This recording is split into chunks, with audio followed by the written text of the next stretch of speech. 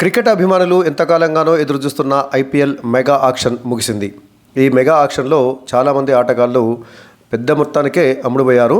So ఈ mega ఆక్షన్లో 10 కోట్లకు పైగా ధర పలికినటువంటి ఆటగాళ్ళు ఎవరో ఈ వీడియోలో తెలుసుకుందాం. ఈ ఐపీఎల్ మెగా ఆక్షన్లో అందరికంటే ఎక్కువ ధర పలికి రికార్డులను బద్దలు కొట్టింది రిషబ్ పంత్. అందరూ ముందుగానే అనుకున్నారు రిషబ్ పంత్కి మంచి ధరే వస్తుందని, కానీ ఊహించిన దానికంటే ఎక్కువ వచ్చింది. రిషబ్ పంత్ను 27 కోట్ల రూపాయలకు లక్నో సొంతం చేసుకుంది. ఆర్టీఎం పద్ధతిలో ఢిల్లీ తిరిగి దక్కించుకునేందుకు ప్రయత్నించినప్పటికీ లక్నో వెనక్కి తగ్గలేదు. ఐపీఎల్ చరిత్రలోనే అత్యధిక ధర అంటే 27 కోట్ల రూపాయలను చెల్లించి మరి లక్నో సూపర్ జైంట్స్ రిషబ్ పంత్ను దక్కించుకోవడం జరిగింది.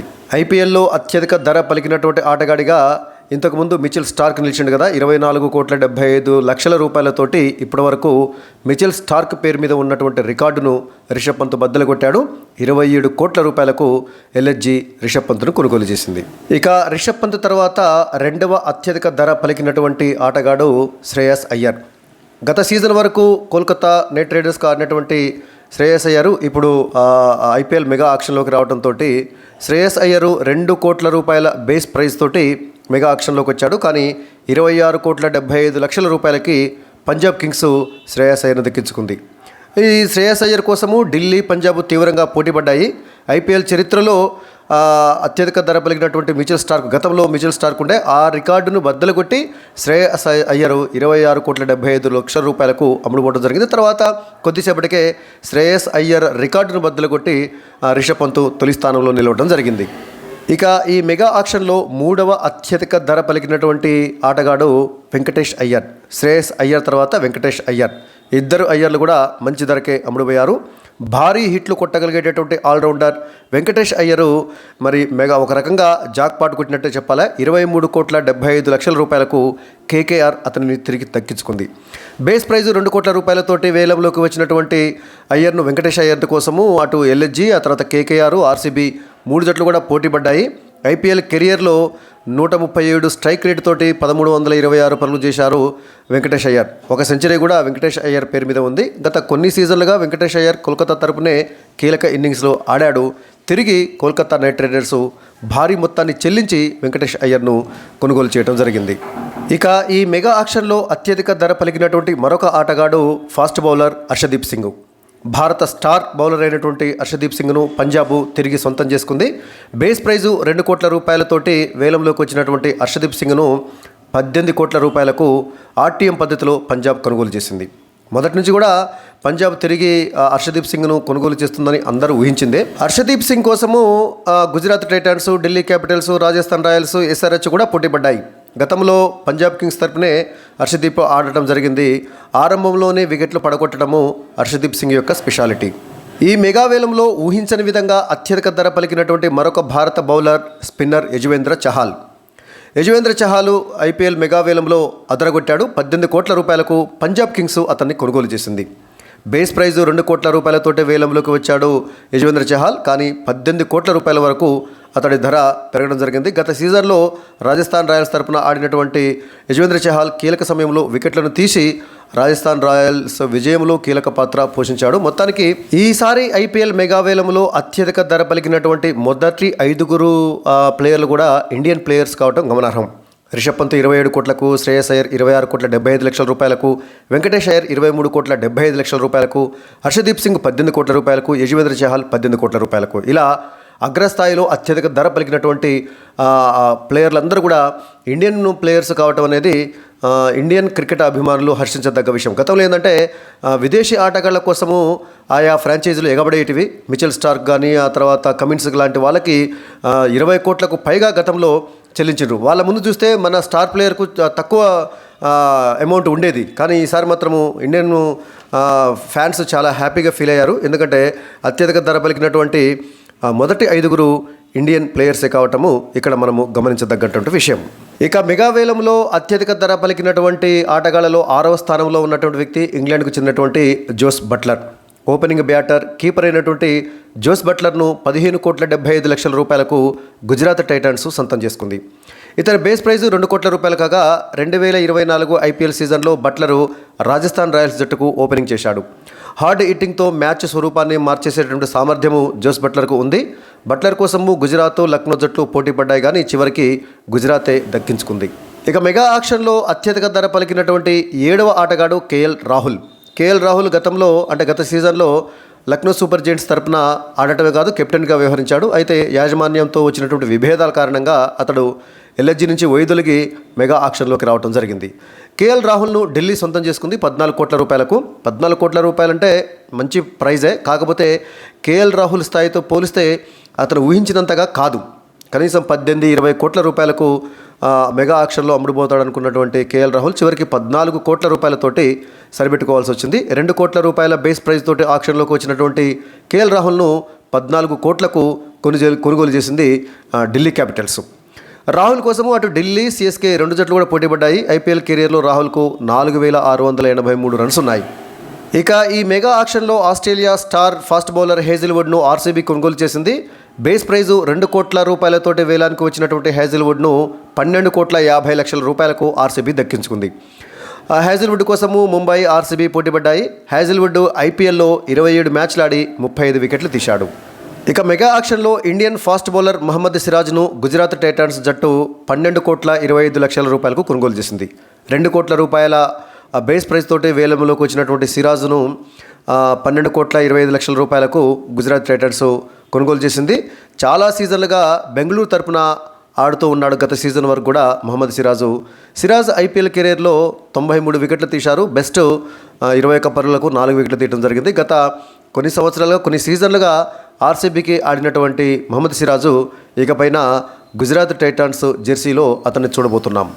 ఇక న్యూజిలాండ్ ఫాస్ట్ బౌలర్ ట్రెంట్ బౌల్ట్ను ముంబై ఇండియన్స్ 12,50,00,000 రూపాయలకు కొనుగోలు చేసింది. సో ఫాస్ట్ బౌలర్లకు ఈ మెగా ఆక్షన్లో మంచి ధరే పలికింది. అటు ఇండియన్ ఫాస్ట్ బౌలర్లు కానీ ఫారిన్ ఫాస్ట్ బౌలర్లు కానీ కోట్ల కొద్ది రూపాయలు కుమ్మరించి మరీ ఆయా ఫ్రాంచైజీలో కొనుగోలు చేయడం జరిగింది. అందులో భాగంగా ట్రెంట్ బౌల్ట్ను ముంబై ఇండియన్స్ 12,50,00,000 రూపాయలకు కొనుగోలు చేయడం జరిగింది.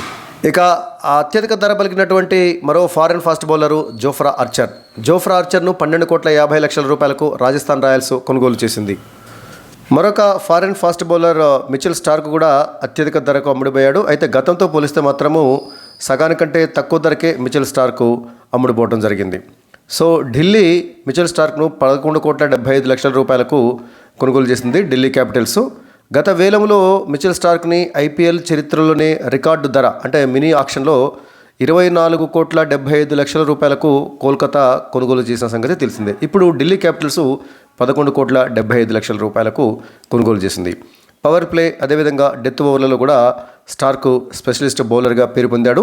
సో పోయినసారి 24,75,00,000 రూపాయలు పెట్టి కోల్కతా కొనుగోలు చేసినప్పటికీ అతని ధరకు తగ్గ ప్రదర్శన చేయలేకపోయాడు. కాకపోతే ఫైనల్స్లో మాత్రము ఫైనల్స్లో మాత్రము చక్కగా బౌలింగ్ చేసి ఫైనల్స్లో అంటే ఐపీఎల్ ఫైనల్స్లో ప్లేయర్ ఆఫ్ ద మ్యాచ్గా నిలిచాడు మిచెల్ స్టార్క్.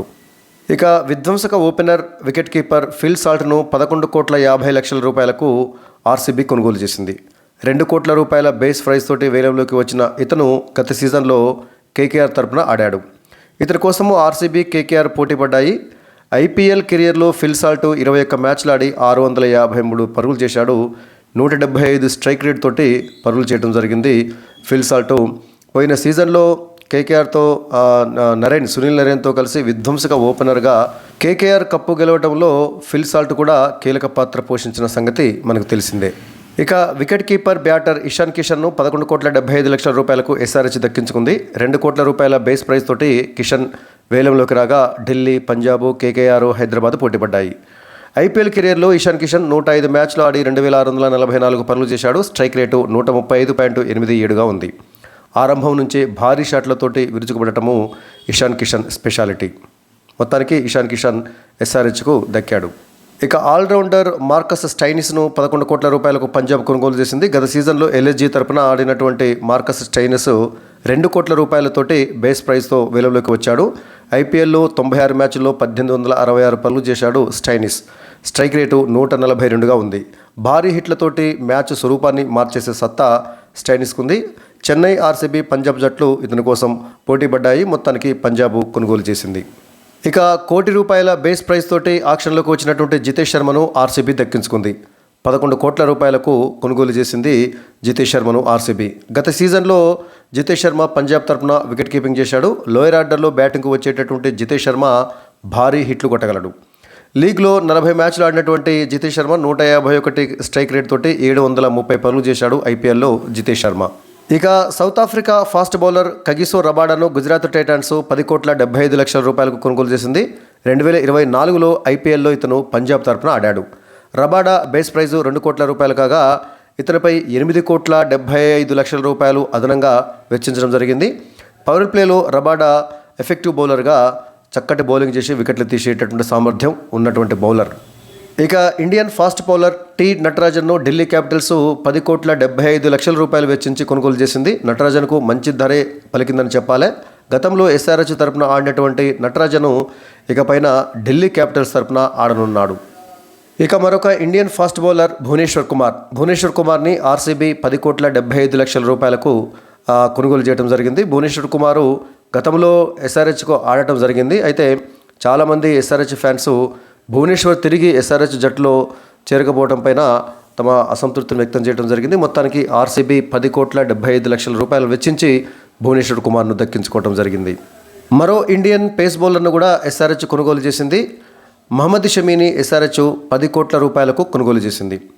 మహమ్మద్ షమీ యొక్క బేస్ ప్రైజు 2 కోట్ల రూపాయలు కాగా గత సీజన్లో గుజరాత్ టైటన్స్ తరఫున మహమ్మద్ షమీ ఆడాడు. ఇక మహమ్మద్ షమీ గురించి మనకు తెలిసిందే కదా, గత సంవత్సరం కాలంగా ఆటకు దూరమైనప్పటికీ మహమ్మద్ షమీ ఒకసారి బరిలోకి దిగాడంటే తన అద్భుతమైనటువంటి బౌలింగ్తో ప్రత్యర్థులకు ముచ్చమటలు పట్టించేటటువంటి సామర్థ్యం ఉన్నటువంటి ఆటగాడు, కమిట్మెంట్ ఉన్నటువంటి ఆటగాడు. సో అలాంటి మహమ్మద్ షమీ ఎస్ఆర్హెచ్కు రావటం పైన ఎస్ఆర్హెచ్ ఫ్యాన్స్ ఆనందం వ్యక్తం చేస్తున్నారు. పవర్ ప్లేలో అదేవిధంగా డెత్ ఓవర్లలో కూడా మహమ్మద్ షమీ చక్కగా రాణించే సామర్థ్యం ఉంది. ఇక ఆఫ్ఘనిస్తాన్కు చెందినటువంటి నూర్ అహ్మద్ను 10 కోట్ల రూపాయలు చెల్లించి చెన్నై సూపర్ కింగ్స్ సొంతం చేసుకుంది. సో మొత్తంగా 20 మంది ఈ మెగా ఆక్షన్లో 10 కోట్ల రూపాయలకు పైగా ధర పలికి ఆయా ఫ్రాంచైజీలకు అమ్ముడుపోవడం జరిగింది. మరి వీళ్ళు రాబోయేటటువంటి ఐపీఎల్ సీజన్లో తమ రేటుకు తగ్గ, తమ ధరకు తగ్గ ఆటను ప్రదర్శిస్తారా, లేక గతంలో కొంతమంది భారీ ధరకు ఐపీఎల్ ఆక్షన్లో అమ్ముడుపోయినప్పటికీ ఆ ధరకు తగ్గ ప్రదర్శన చేయలేక చతికిలబడ్డటువంటి సందర్భాలు ఉన్నాయి. వాళ్ళ మీద ఆ రకమైనటువంటి ప్రెషర్ కూడా ఉంటుంది. సో మరి రాబోయేటటువంటి సీజన్లో ఈ స్టార్ ప్లేయర్లు తమ ధరకు తగ్గ ఆటను ప్రదర్శిస్తారా లేదా అనేది వేచి చూడాలి.